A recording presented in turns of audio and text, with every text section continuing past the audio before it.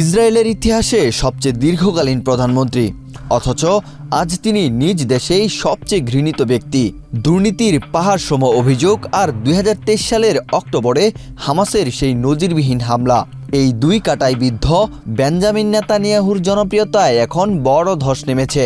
আন্তর্জাতিক অপরাধ আদালত বা আইসিসির গ্রেপ্তারি পরোয়ানাভুক্ত এই আসামির কি এবার শেষ রক্ষা হবে?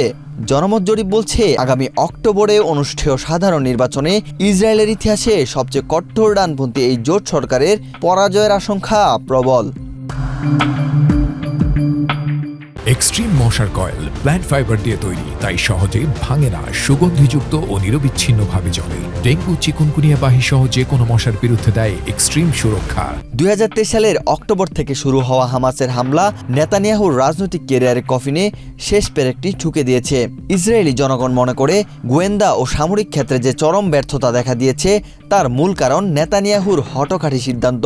দুর্নীতির অভিযোগ থেকে বাঁচতে তিনি যেভাবে বিচার বিভাগকে পঙ্গু করতে চেয়েছিলেন, তাতে দেশের নিরাপত্তা ব্যবস্থা ভেঙে পড়েছিল। ফলে জনমত জরিপে এখন তার দল লিকুদ এবং তার কট্টরপন্থী জোটের অবস্থান তলানিতে। মানুষ এখন রাস্তায় নেমে তার পদত্যাগ দাবি করছে। নেতানিয়াহু এখন কেবল রাজনৈতিকভাবে ব্যর্থ নন, তিনি আন্তর্জাতিক আইনের চোখে একজন যুদ্ধাপরাধী। গাজায় নির্বিচারে গণহত্যা আর বর্বরোচিত হামলার দায়ে আইসিসি তার বিরুদ্ধে গ্রেপ্তারি পরোয়ানা জারি করে রেখেছে। একজন প্রধানমন্ত্রী হিসেবে এই কলঙ্ক তার শাসনকে পঙ্গু করে দিয়েছে।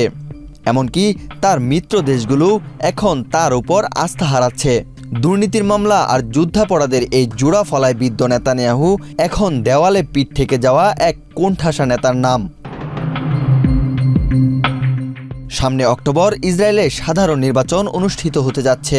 ইসরায়েলের ইতিহাসে সবচেয়ে কট্টর ডানপন্থী হিসেবে পরিচিত এই সরকারের বিদায় এখন কেবল সময়ের ব্যাপার।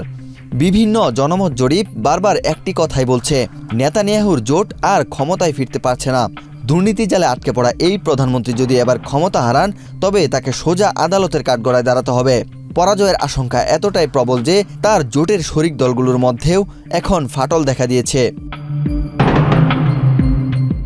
ইতিহাস সাক্ষী দেয়, যুদ্ধাপরাধ আর দুর্নীতির পাহাড় গড়লে পতন অনিবার্য।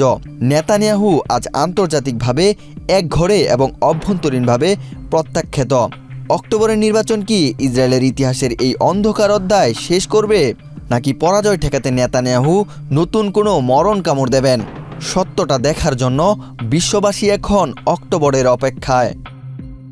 ওয়াহিদ হুসাইন জিহাদ, বাংলাদেশ প্রতিদিন।